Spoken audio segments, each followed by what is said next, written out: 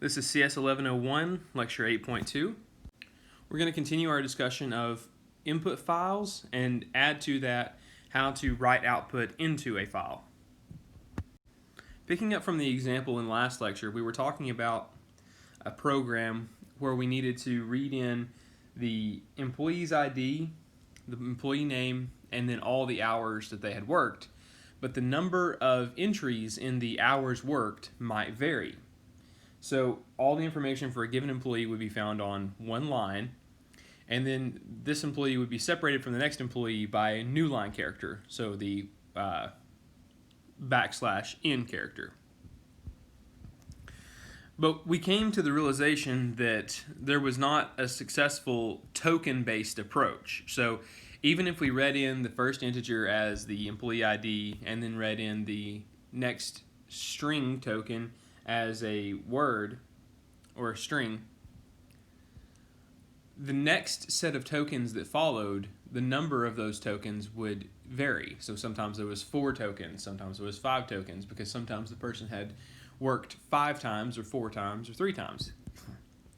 So when we attempted to use a read or has next double method to check and see if there was a next double, and then when we ran out of doubles, stop, what we found was that has next double method would return true also for the integer at the beginning of the next employee, which was their employee ID.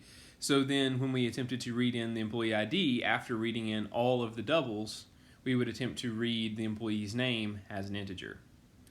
So we found that we couldn't just use the has next double approach to tell when to stop reading an employee. In this particular instance, we could have looked for the next integer. So we could have said has next double and not has next integer. But a better approach to reading this file, since the natural structure of this file was line by line, so each line was a given employee, it would be better to read the file as it was created. So reading it line by line into a string, and then processing that string token by token. So we will use the next line method to be able to get all of the string from the current pointer location in the input stream, so the input pointer location, all the way until the next new line character in the input stream. So this will get an entire line of the file. And then, to be able to process the string, we're going to declare a second scanner, but this scanner is not going to be looking at the input stream, and it's also not going to be looking at our file. We're going to point this scanner directly at this new string that we have gotten from the file. So our syntax is going to look something like this. We have our scanner, which we're going to use to get the input from the file. So we have to create the file object with the file location and name. Then we create a scanner object, which has as parameter the file object, and that is our input scanner object. Then, while input.hasNextLine, so as long as there exists another line in the file, so we haven't found the end of the file, input.nextLine. So we're going to get the next line of input, the next line from the input file, and store it in this variable line. Then we will begin to process the contents of the variable line. Remember, when we use the next line method, it's going to return everything from the current input pointer to the next new line character, and it will consume the new line character, but it doesn't return the new line. So given an input file with these contents, 23, 3.14, John Smith, hello world, and then new line, 45.2, 19, what our scanner actually sees is something like this. 23 followed by a /T character, which would be a tab, 3.14 space John Smith, tab hello world. Then notice the new line character, which is where our carriage return occurred. And then tab, another tab, 45.2 space 19, followed by a second new line. So our carriage return would put us here. Okay, when we execute this next line statement, we are going to read everything from the program, from the input pointer to the new line. We will also consume the new line, but not return it.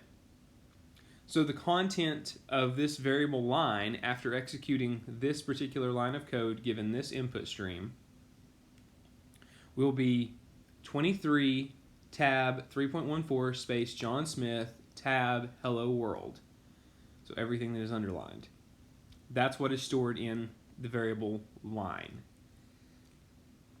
But notice where our input pointer is now. It's not pointing at the new line character, because remember, next line consumes the new line character but does not return it.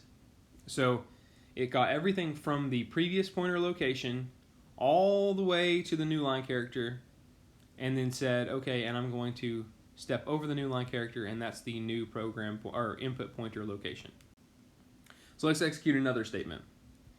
We have another variable called line2, and we are going to assign it the value that comes from our input.nextLine statement.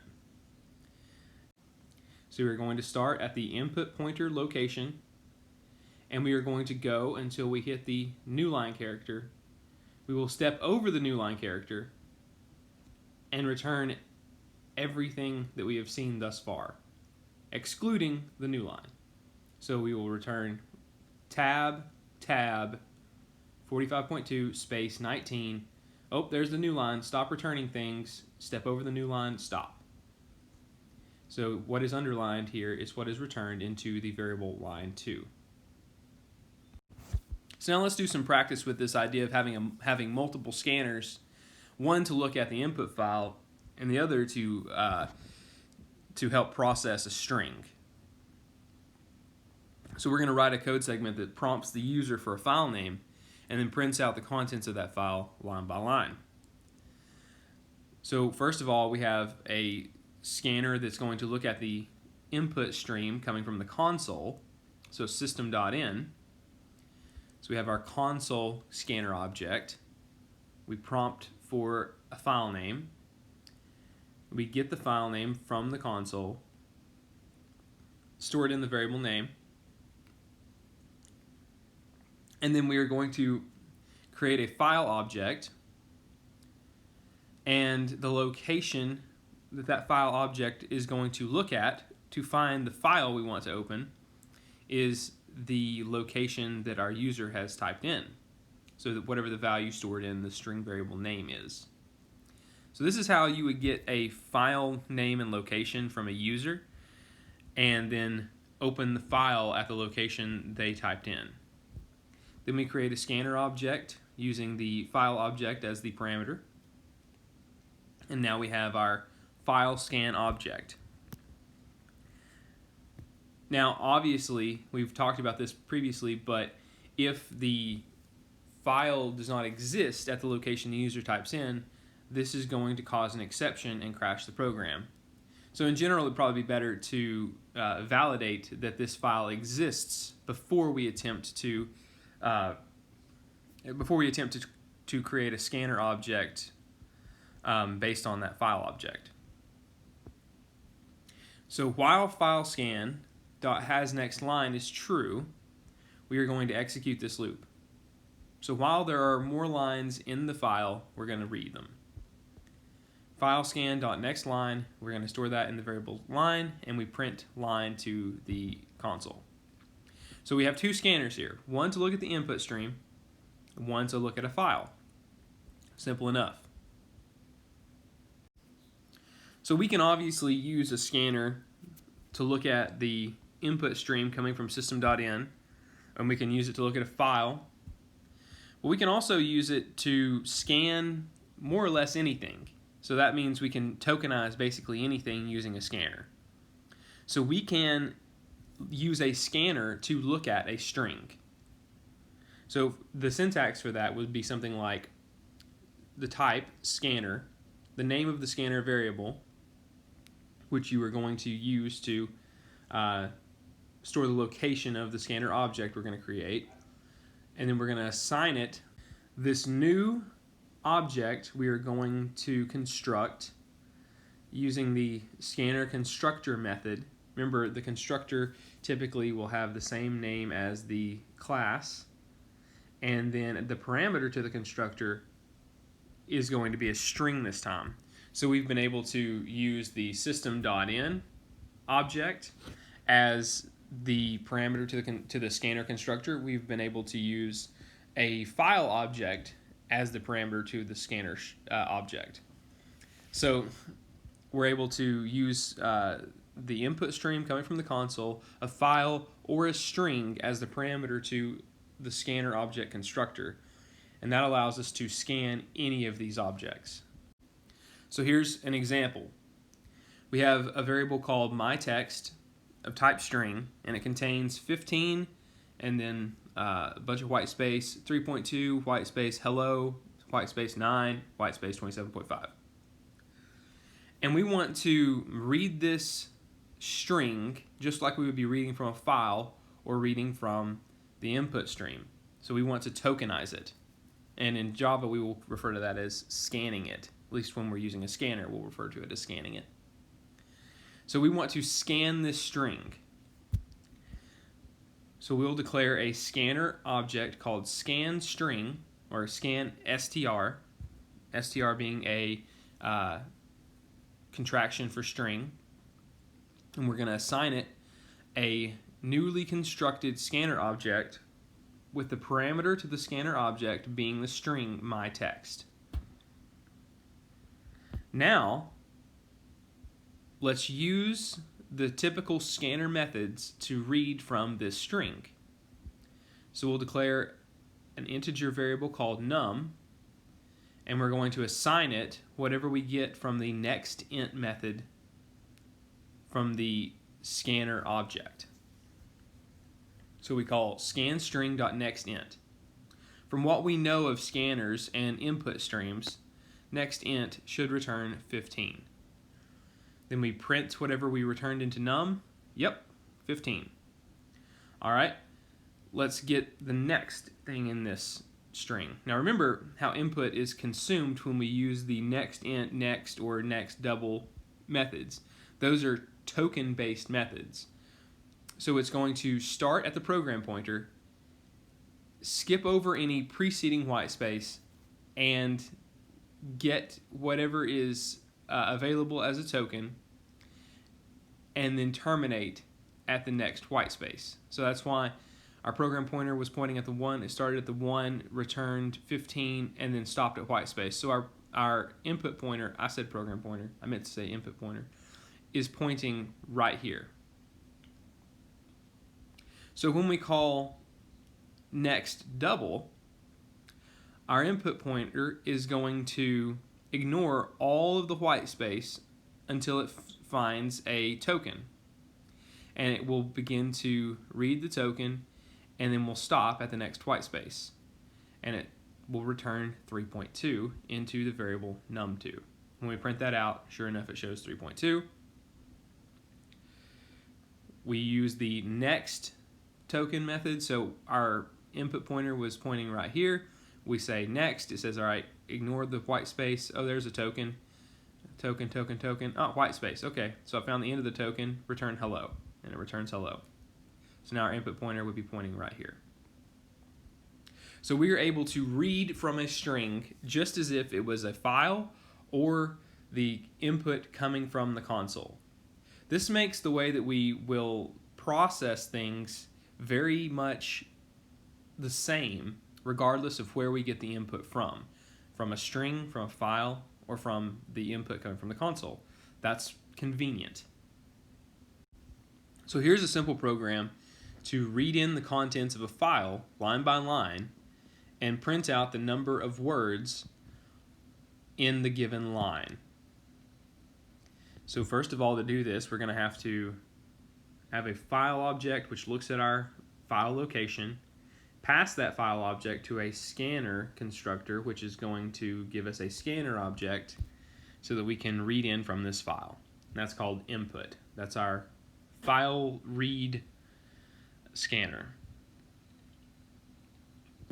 So then we are going to check to see if the file has more lines to read.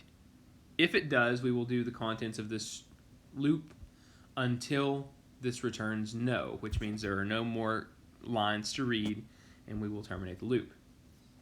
So that'll work. We'll be able to process the whole file and then move on. So inside this loop, the first thing we're going to do is declare a string variable called line. And we are going to get the next line of input that we know exists because of this hasNextLine method. We're going to get this next line of input from the file and store that string of input in line. So this is a whole line of the file. So if our file was the quick brown fox jumps over the lazy dog, then we just returned into the string variable line the quick brown fox jumps over. That's the contents of the line at this point. Now, in order to count the words in that line, we need to be able to process this string token by token and print out the number of tokens in the line. So what we're going to do is declare another scanner that's going to look at this string variable line, which contains one line from our file. So we declare a scanner variable called line scan and assign it a new scanner object that looks at our string variable called line. So now line scan is a scanner that's looking at the contents of the string line. And we're going to declare a count variable to count how many words are in this line, and we're going to initialize it to 0. So now we're going to declare a secondary while loop, so a nested while loop inside of the while loop we are already in. And in this while loop, we are going to process the contents of line using this line scan object that we've created. So first of all, it's possible that the line that we read in was empty. So we're going to test to see if it's empty or if we have reached the end of the line because we've processed all the tokens. And we'll check that using the hasNext. So this checks for another token existing in the line. So linescan.hasNext. If this is true, we will continue to read and to increment. So if there's another token in the line, we will read the token, store it in the variable word that we are creating, and then increment our count. Then we're at the end of our loop. We will go back and check to make sure if there's another token. So again, remember the contents of line at this point is the quick brown fox jumps over. So when we get the next token from that line, it will return the increment count, check for another token. Yes, there's another token. Read next, quick, increment. Is there another one? Yes. Read next, brown, fox, jumps, over. So at this point, we have incremented 6 times, and we hit the end of the while loop and it jumps back to check. And at this point, our input pointer is right here in this string. So we check to see if there's another token. This will return false because there are no more tokens to read. So at this point, we will jump to the statement immediately following the while loop and it prints out line has and then however many words that we counted. At this point, we are at the end of the exterior while loop, so it will jump back to the test and check to see if our file has any more lines to read. So notice we are checking to see if our string has any more tokens, but we are checking to see if our file has any more lines. So we're processing the file line by line, but then we are processing this resulting string token by token. So yes, there's another line to read, right? The lazy dog. So our input pointer is right here. There's more to read, so this returns true. We get the next line and store it, or we get the next line and store it in our variable line. So now line contains the lazy dog period. We declare another scanner object that looks at our string line called line scan, initialize count to 0, and start our while loop again.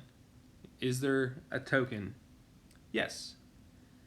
So we read the into the variable word and increment count.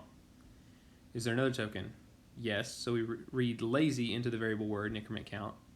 Is there another token? Yes. We read dog into the variable word and increment count. At this point, we hit the end of the while loop. We go back and test one last time. Is there anything else to read? No. So we jump to the statement immediately following the while loop, and it prints out line has 3 words. Now I said that the last token read was dog, but to be precise, it was dog period. So this is all one token. DOG period is all one token. Now you might be thinking, hold on though, didn't we say earlier in the class that we should only have a single scanner object in our program? No, not exactly. That's not precisely what we required. We required that there be only a single scanner object looking at the input stream, so the system.in object.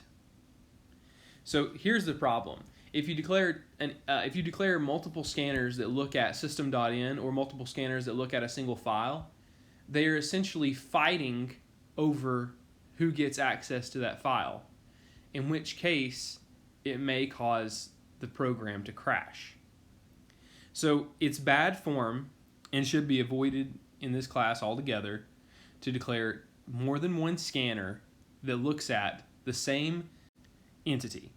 So that means it would be incorrect or wrong to declare multiple scanners that look at the same file, multiple scanners that look at system.in, or multiple scanners that look at the same string variable. So one scanner for one object. This will prevent the scanner objects from fighting over who gets access. Now we know how to fix the hours program so that when we read in the number of hours worked for each person, we don't have the issue of running into the next line and reading the employee ID as a double, because we can promote 456 to a double.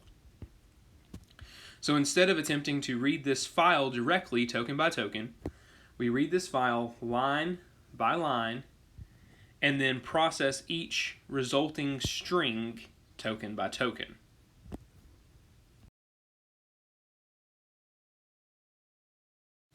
So here's a program that will read in the hours.txt file and process each line of the file line by line and then process each token in the resulting string. So let's talk through it. First of all, we have to have the proper imports. So we have to have import java.io to be able to get access to the file class, and we have to have java.util.star for accessing the scanner class. We have declared this class with the name hours. So remember, our Java file must also be named hours. Then we have public static void main and our arguments or parameters, and we have declared that it throws file not found exception, so we're not going to handle that exception. We're just going to hand that up to the next entity. In this case, that would be the thread that is controlled by the JVM, and the JVM is going to deal with that exception if it gets thrown by crashing our program. Then we are going to declare our scanner object called input, and we are going to assign it a newly constructed scanner object, which has as parameter a newly constructed file object, which has as parameter the location of our hours.txt file. So if this did not exist at this location, if hours.txt did not exist in the current directory, then the scanner constructor, is going to throw an error or throw an exception, which will be thrown up to the main method to deal with. And the main method will then say, I don't deal with them, I throw them up to the next entity as well, and we'll throw it up another level, at which point we crash. So make sure, if this is something that you are getting from a user, you're going to want to validate that this file exists, as we talked about in the previous lecture, before you attempt to access it. Okay, now let's begin to read this file. So input.hasNextLine, we're going to check to see if the file has another line, and if it does, we're going to do the contents of this loop. So it has a next line. Then inside the loop, we are going to get the next line from the file and store it in a string variable called line. Just like we did in the previous example, we're going to declare a new scanner object that's going to look at this string variable called line, and we'll call that scanner line scan. This will help us to tokenize the string in the variable line. Now we will read the next int from this line from the file. So the first line of the file would read 456 because that's the employee ID for the first employee. We'll read that into an integer variable called ID. Then we need to read in the employee's name because that's the next entity in the line read in from the file. So in this case, it would be Brad, and we're going to store that in the variable called name of type string. Then we're going to declare our sum and our count. So the count is the number of hours entries, and the sum is the total sum of hours. Now we've read in the employee's ID and their name, so the only thing left in this line from the file is entries for hours worked. So we're going to declare an interior while loop, a nested while loop, and as long as there's another double to read, we're going to read the double and increment sum by the amount in the file, and then we increment our count. And we do this until we've read all of the doubles, all of the entries in the hours worked. So when we have read all of the hours worked, hasNextDouble will return false. We will immediately jump to the statement following the while loop, which will divide the sum, which is a double, by the count, which is an integer. So double divided by integer equals double, and we store that double in average. So this is the average hours worked, is what we have found. Finally, we'll print out the name, employee ID, hours worked total, and the average hours per day, where each day is an entry in the hours worked section of the line. Then we have reached the end of the while loop, so we'll go back to check see if this file has more lines to read. And we will continue until there are no more lines to read in the file. So we are reading in the file line by line and then processing the resultant string token by token to be able to get this functionality. The reason this is a better approach than attempting to read the file directly token by token is because we're making use of the file structure. So that file was created with each employee occupying one line. So it only makes sense to also read from the file one line at a time and then process that line before moving on to the next. So how could we modify the previous program to search for a specific employee ID? So we prompt the user for an employee ID, they type in that employee ID, and then we print out the number of hours worked for the individual whose employee ID matches what was typed in. And we print out not found if that employee ID doesn't exist. How could we go about modifying what we have to implement this functionality? So let's split this into methods so that we can more easily break up the functionality we're talking about. First of all, we're going to need to import the standard java.io and java.util to get access to the file and scanner classes. We have our class called hours worked, okay, and then we have our main method, which throws file not found exception. We declare a scanner that looks at the input stream from the console, system.in, so that we can read input from the user. And we're going to prompt the user for an ID and get the integer they type in and store it in this variable search ID. So we know who they want to look for. Now, we need a scanner to look at our file. So we are going to create a scanner object called input and assign it a newly constructed scanner object with parameter that is a newly constructed file object with parameter which is our file name and location.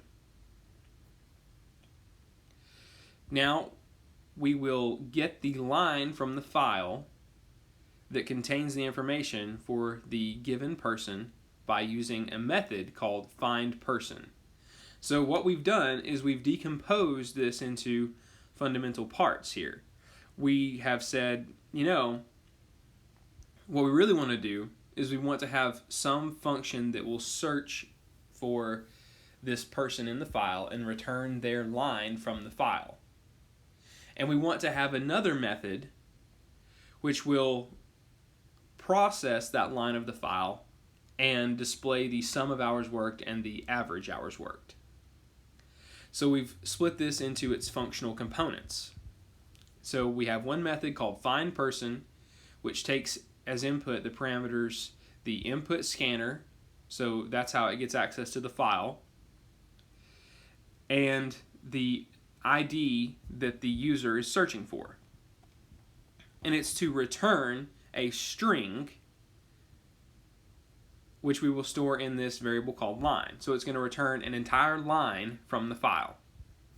Then our processLine method is going to accept as parameter a string, which is expected to be a line from the file, and it will display the relevant information. However, if the string returned from the findPerson method is not greater than 0, if the length is not greater than 0, that means that we didn't find the person, and therefore we'll print out ID was not found. Now let's look at these find method and processLine methods. To find a person, it's very similar to what we have implemented previously. So we have our scanner, which is looking at our file. Notice we created the scanner in the main and passed it into the method. That's the correct form we expect you to use. You don't create scanners to look at files or the input stream in the method, because this method could be called more than once. So you don't want to create scanners looking at files or input streams inside of a method. Then we are going to also pass in the search ID, so the employee ID that we are searching for.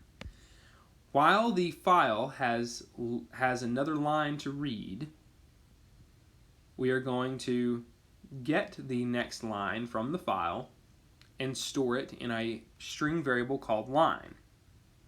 Then we create a line scanner, so a scanner that's looking at this string variable, and we call it line scan. And we're going to use this scanner, which is looking at a string, to process this string token by token. First of all, the only thing we really need from this string is the employee ID. So we read the next integer, and we store that in employee ID, or just ID. And if that ID is equal to search ID, we return this line of the file. And we will do this until there are no more lines in the file, at which point the program pointer will jump to the return statement and return an empty string, which means we couldn't find this person. And the main will print out the message saying this person could not be found. Now let's look at the method we use to process the line. So findPerson returned a string, which was either the line from the file for a given employee ID or an empty string if it couldn't find the person. If the string returned from the file was not empty, then we will pass that string to our process line method. So inside this method, we declare a scanner to look at the line,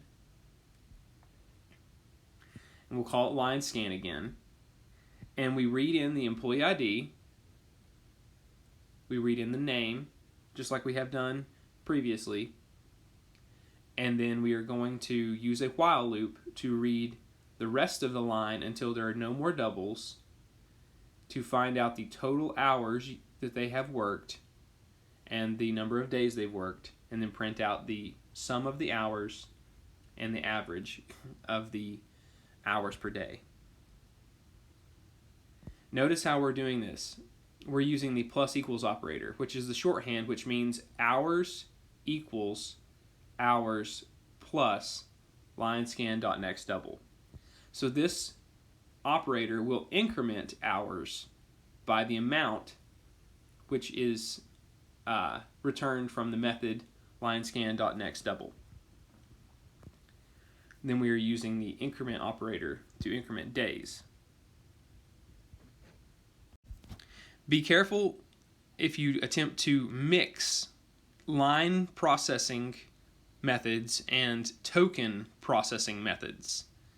So if we have a file that contains 23, 3.14, Joe, hello world, 45.2, 19, obviously with some white space thrown in, to the scanner, this looks like 23 tab, 3.14, new line, Joe, tab, hello world, new line, tab, 45.2, space, 19, new line.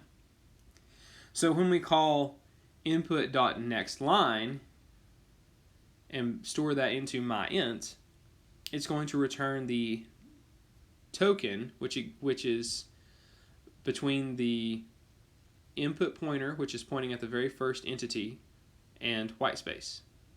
So it returns 23. But it doesn't consume the next white space. It leaves it. So our input pointer, after reading in the next int, is right here pointing at this tab character. When we call next double, it will ignore the white space, find the start of the next token, and go until it finds the next white space and return the token in between the two sets of white space. So now our input pointer is pointing at this new line character, and we returned 3.14.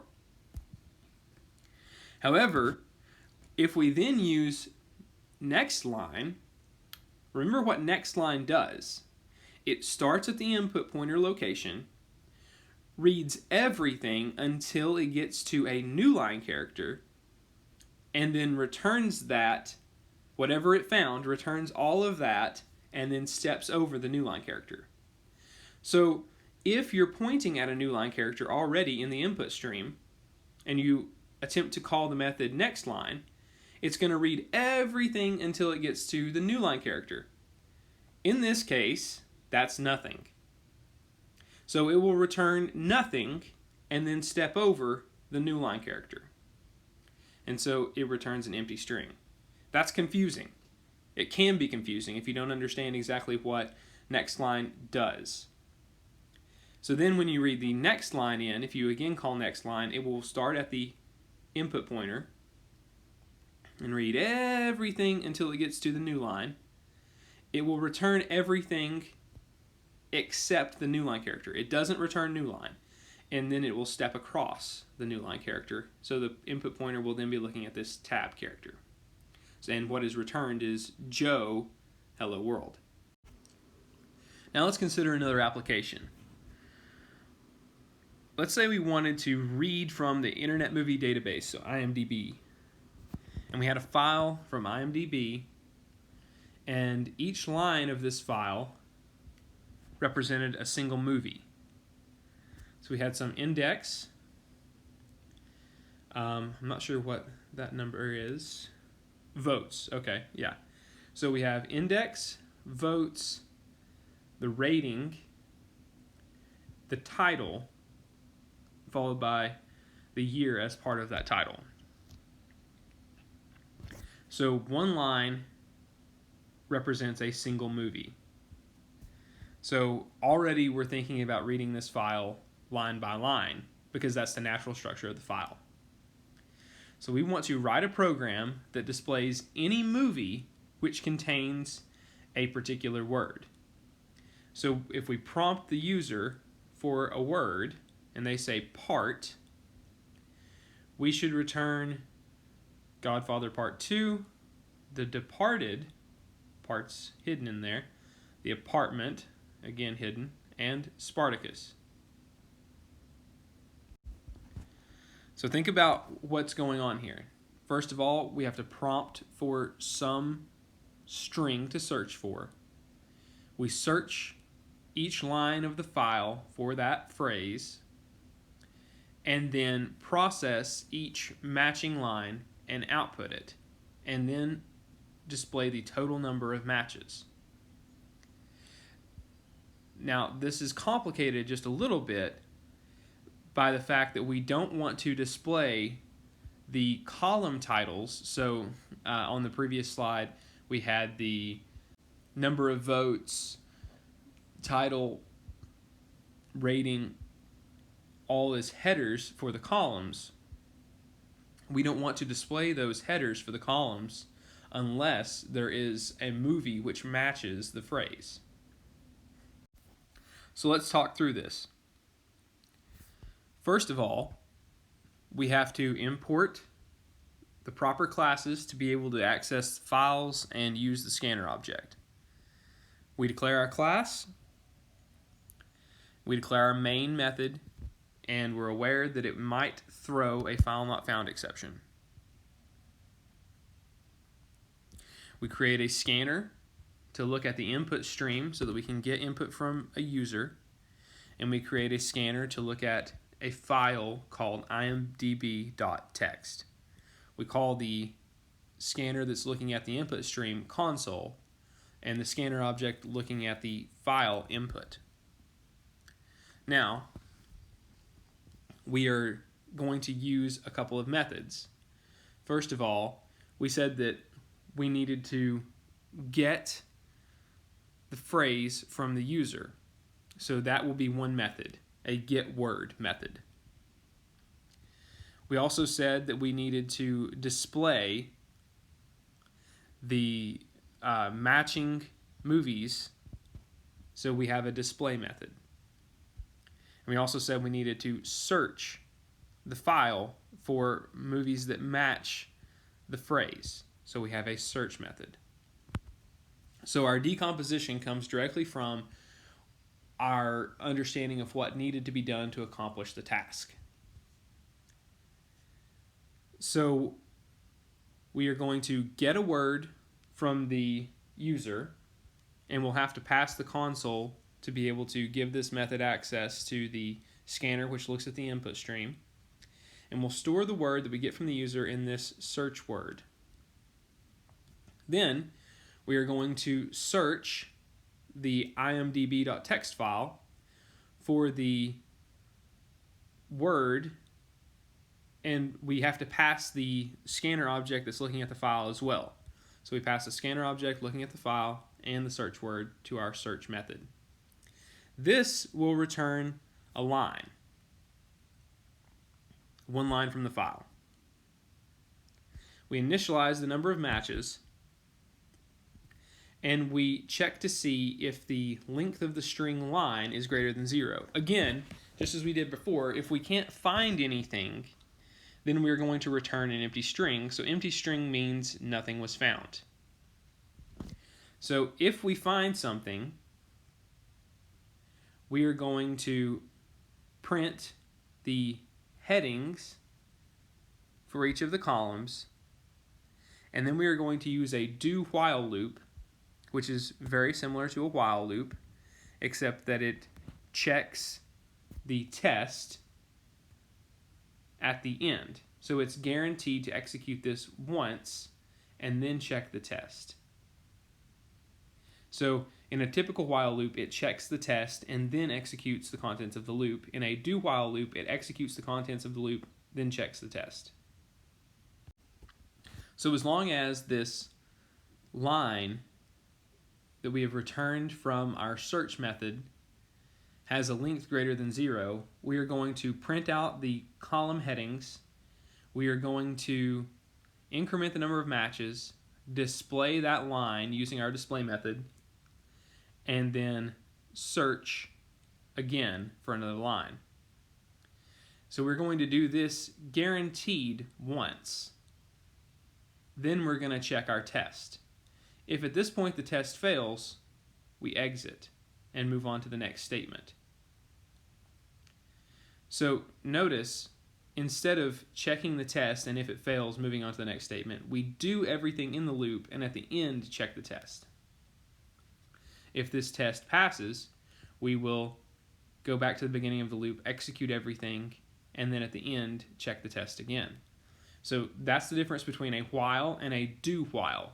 A while loop checks the test at the very beginning, and if it fails, it exits the loop. A do while loop checks the test at the very end. So the main difference that you need to keep in mind is that a do while loop is going to always execute the contents of the loop at least once. Since we're not checking the test at the beginning, we are going to execute the contents of the loop one time and then check the test. If the test is true, we'll execute the contents of the loop again. If it's false, we will go to the next line immediately following the loop. So it's important to understand conceptually what this loop does. It's going to increment the number of matches, display the line that was matched to the phrase, search for another line, and if the next line returned has a length greater than 0, which means something was found, we will again increment the matches, display, and then search for another line. And we will continue to do this until the line length is less than or equal to 0, which means we have an empty string, which means we didn't find anything in the latest search. At that point, we will exit the while loop, the do while loop, and move to the statement immediately following the do while loop. In this case, that statement is a print line that will print out the matches that we have totaled and the word matches. So it prints out the number of matches. Now it might occur to you, we called the search method on the file object, the file scanner object input with our search word already and returned a line. So we're going to call the exact same thing again but get a different result? Yes. The reason is when we call search and pass the file input scanner, so this scanner that's looking at our input file, and our search word, it's going to use this scanner to process the file and look for a match. When it finds a match, it's going to return it. But understand, we've already consumed some of the input stream. And this input object is declared right here in our main. So when we use that object inside the search method to process the file, the input pointer is being moved as we consume input. So when we return to the main method, that input pointer is still in the location in which it was left by the search method. It doesn't jump back to the beginning.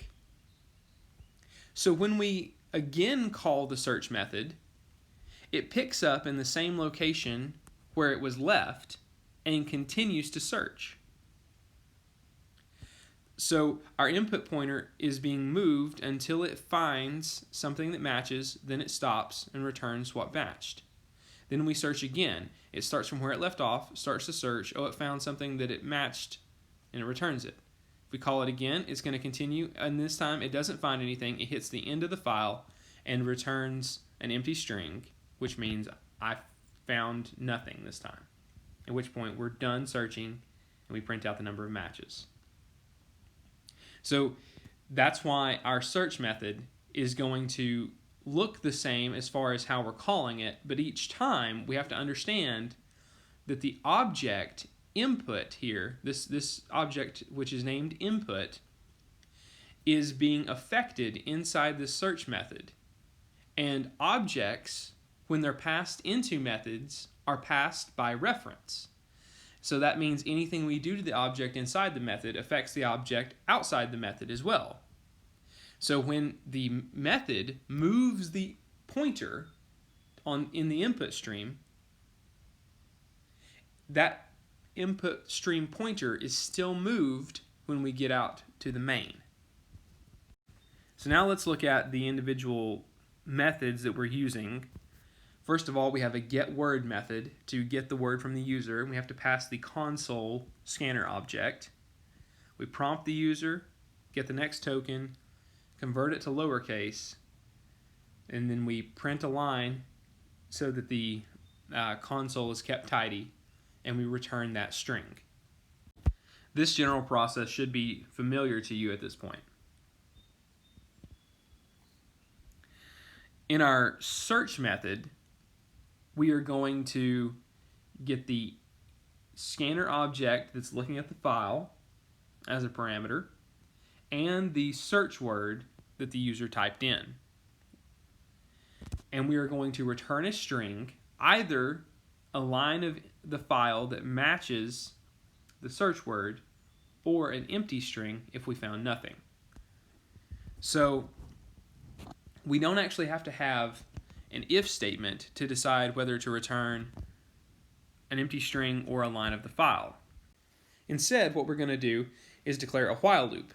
Not a do while loop. We're checking the test at the beginning of the loop. So it's a traditional while loop. And we're going to see if the file has a next line to read. If it does, we are going to read the next line of the file. So just as we said, this file has a line-by-line structure, so each movie occupies a single line of the file, so therefore we are going to read it line by line because that's the natural structure of the file.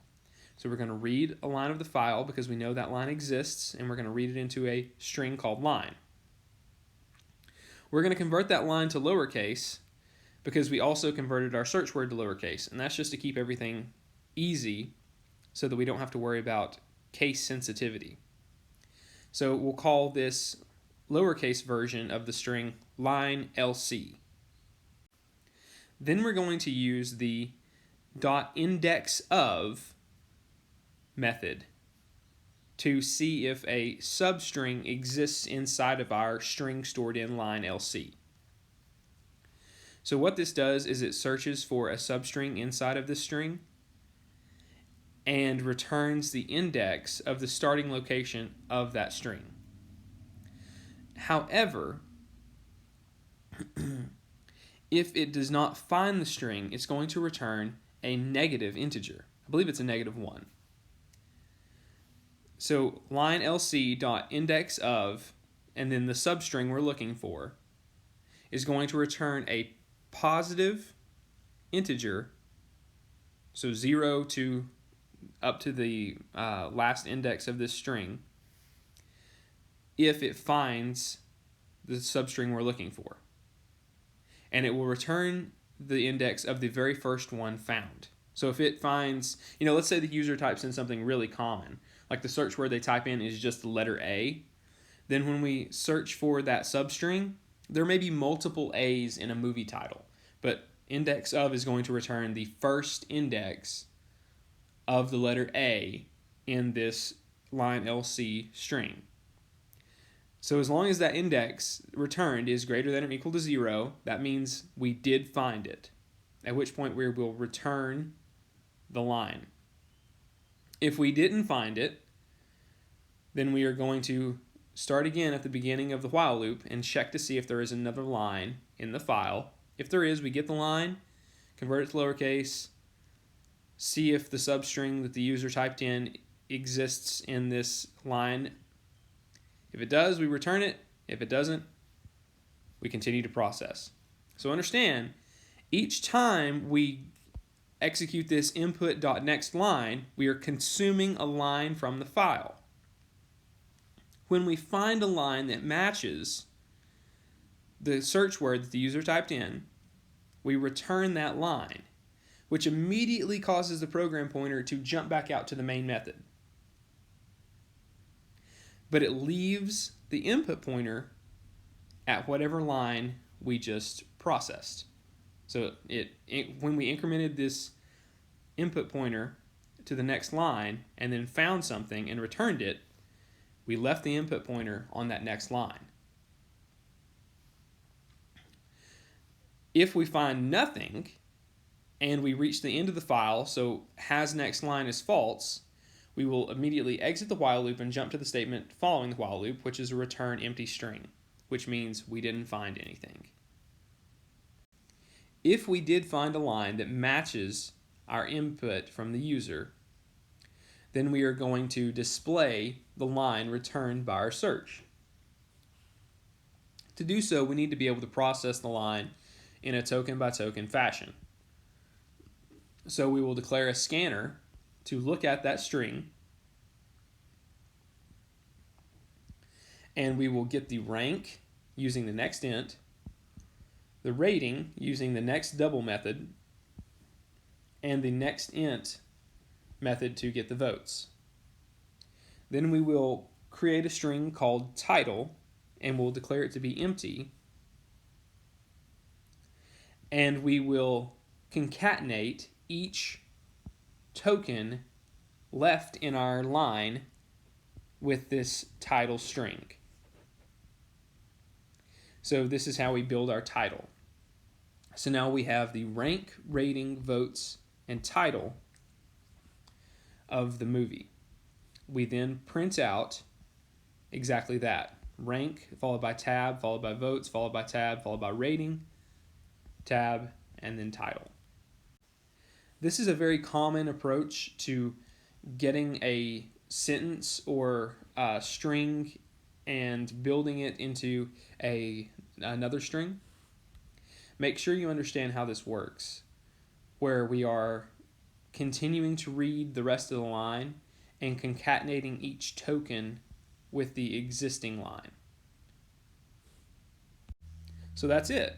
That's how we would go about searching a file for a specific word and then printing that line from the imdb.txt file. So important concepts here. One, as I said, building the string, but a more sophisticated concept is that when we pass a scanner object into a method and that method consumes input, when we return back to the main method, the input pointer remains in the location in which it was left by the method which was called. So when we call our search and it begins to process our imdb.txt file, and it moves the input pointer by consuming input, when we return back to the main method, the input pointer has still been moved. So when we call the search file again, or when we call the search method again to search our file, and it begins to search, it's searching from where it left off last time. That's an important concept from this example. Now let's switch gears and talk about writing output to files. It's fairly straightforward, and the nice thing is we have a print stream object built into the Java I/O package that's going to let us print output to a destination like a file. So just like we have to import java.io.file, we have to import java.io.printstream class in order to make use of these make use of these methods. The easy way is to import java.io.star. That's going to get all of the classes included in the java.io package. So here's the benefit. Any method that we have used with the system.out, so print, println, printf, are also going to work with the printstream objects. So it's going to be very much the same as printing to the console when we use a printstream object. And that makes everything nice because we don't have to learn a separate set of methods to be able to work with files. So the syntax to declare a printstream object is printstream and then the name of the variable. So this is the type. This is an object type called printstream, and the name of the variable that's going to point at our printstream object. And then we declare a new printstream object, and this is the constructor for the printstream object. And we have to again newly construct a file object and the name of the file we wish to construct. So an example of this would be the type printstream, and we're going to call it output. So output is our printstream variable. Output is our printstream object. We will assign it a newly constructed printstream object, which we pass a file object parameter to, and this file object is a newly constructed file object, and we have passed as parameter to the file object constructor the file name and location output.txt. Then we say output, which is our printstream object, dot println, and what we want to print. So just like println worked to write to the console using system.out, println will here print this string to the file followed by a new line character. We call it again output.println. This is a second line of output, and it will follow it with a new line character. So this will be a 2-line file. Hello file. This is a second line of output, and the carriage return will place the cursor here. Now be aware and understand the output is not going to be shown in the console. This is going to show up in the file, and to see it, you're going to have to go and open the file and look at the contents in Sublime Text Editor is my personal favorite text editor. So it's not going to show up on the console. So a couple of things to understand about how printstream objects work. If the name you give to the file object is not a name and location of a file that exists, it will create it for you. Well, that's nice. So if you declare a file that doesn't exist, then rather than throwing an exception, it will make the file and allow you to write to it. Cool. However, if the file already exists, it will be deleted and a new file will be created. So we'll overwrite any file that exists at that location with that name. This leads to a very important point. Don't open the same file for both reading and writing. So don't create a scanner that looks at a file object and a print stream that looks at a file object at the same time.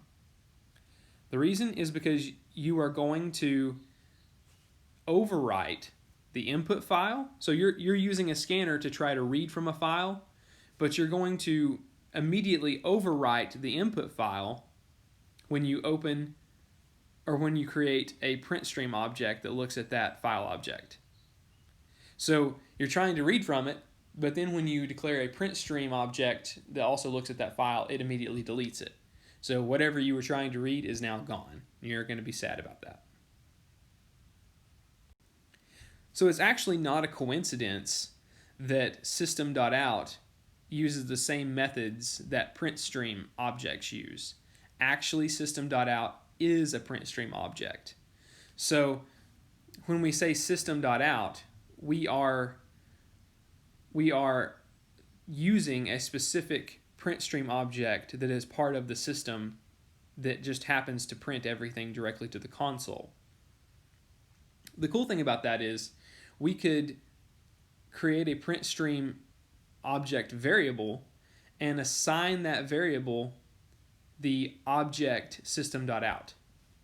So then anytime we used out1.println, it would print to the console, and we could declare a separate print stream object called out2 and have this print stream object look at a file called data.txt, and out2 would print to the file.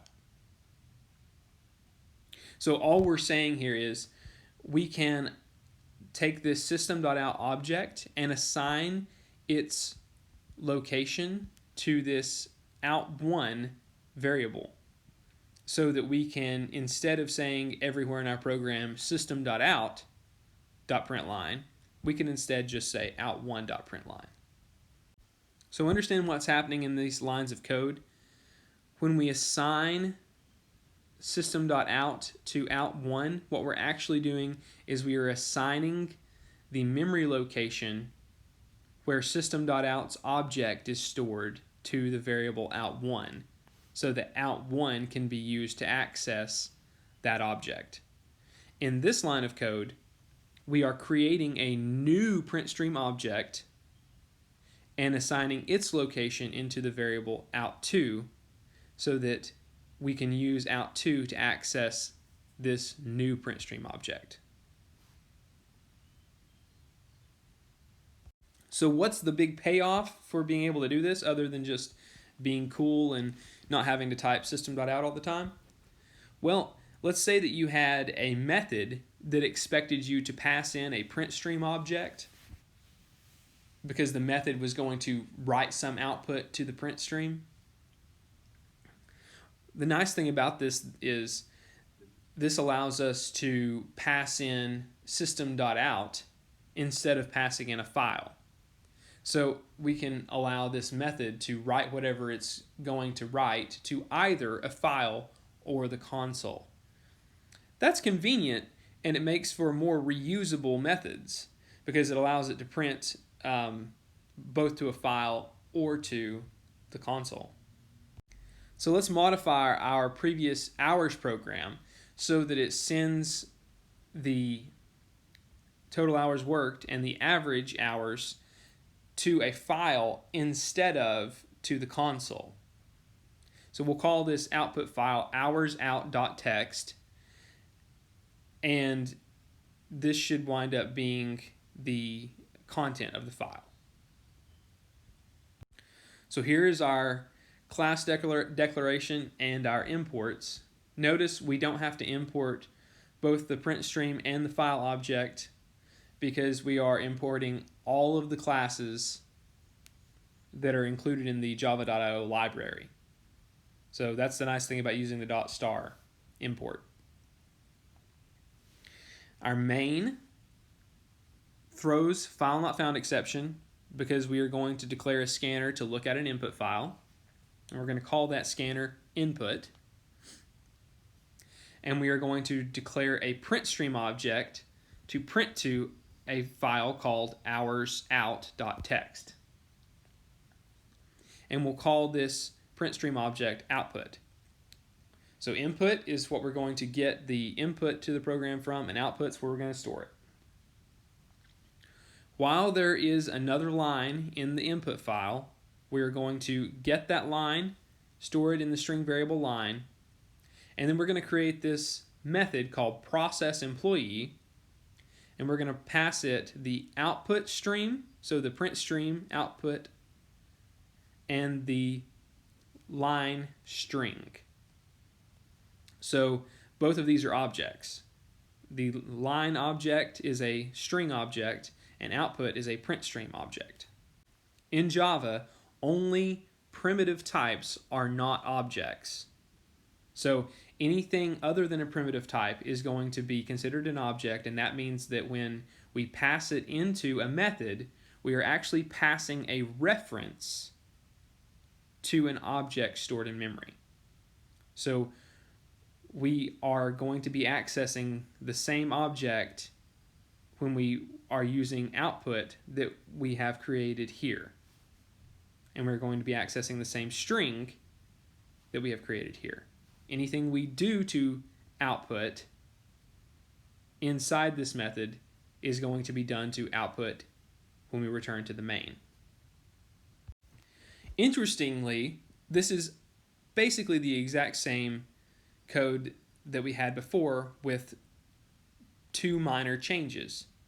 First of all, we had to pass in our print stream, which we will call out. That's where we're going to write to the file. And instead of using system.out.println, we simply use out.println. Notice here, if we still wanted to print this to the console, we could pass in system.out as the print stream object. But in this case, we're passing in a file print stream object. So in the code, we declare a scanner that looks at the string line.